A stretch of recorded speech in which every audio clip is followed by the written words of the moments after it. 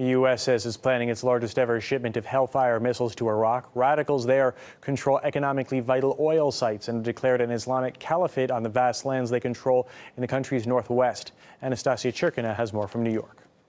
A record-sized shipment of Hellfire missiles to the Iraqi government from the U.S. is in the works. The U.S. State Department is reported to have approved, and the Pentagon is in the process of preparing to send over 5,000 AGM-114 type K, N, and R missiles and related parts to Iraq. The cost of this deal is estimated at a whopping $700 million. American aerospace giant Lockheed Martin is the prime contractor for the production and supply of these Hellfire missiles. This comes as the Iraqi government continues the fight against ISIS, the Islamist militant al-Qaeda-affiliated group who have been raging in the west and north of the country. The Iraq military is reported to have used up about 300 Hellfire missiles this June, and a previous delivery of an additional 800 missiles had already been approved to be sent over by the end of this month.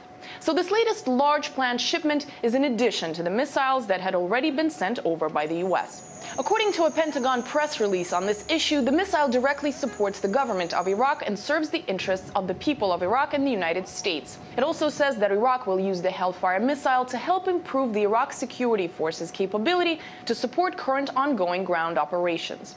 Renowned human rights groups have been critical of the use of missiles, since they have reportedly been fired at residential neighborhoods in cities where ISIS has been present. Specifically, Human Rights Watch has called on the U.S. to not send weapons to Iraq until Baghdad acts in accordance with international law.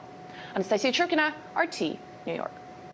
A look at exactly what the U.S. is sending to Iraq. The Hellfire missile can be fired from air or land, primarily to be used against armored ground targets. It's a guided system, so it's fairly easy to use. The missile covers 450 meters a second, and this comes at a price. A single unit can cost more than $100,000. There is a potential downside to the Iraqi army, though, having such a powerful tool at their disposal. The group it's fighting, known as ISIS, has declared an Islamic caliphate on the territories it controls. In their advance, jihadists are taking advantage of the weaponry left behind by retreating government forces. Militants have already outmaneuvered the army, seizing dozens of U.S.-supplied howitzers.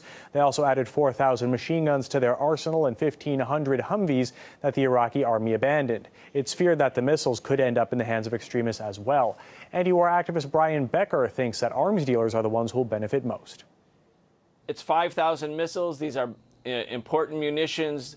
They could have a devastating impact on the battlefield.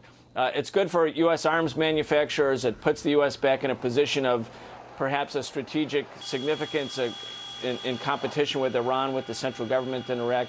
Will it change the equation on the battlefield? We don't know that. If we step back and look at what's really happened since 2003, the United States, because of its military intervention in Iraq, fractured the country. It fractured it along ethno-sectarian lines. It financed Shiite militias. It financed Sunni militias. It financed the Kurds. The U.S., as a matter of policy for 3 years, has funneled arms and weapons to arm the so-called Islamic extremists in Syria, and have now fractured Syria. The U.S. is trying to get back into Iraq to have a decisive impact, but it's a divide and ruin strategy that we've seen unfold in both Syria and in Iraq.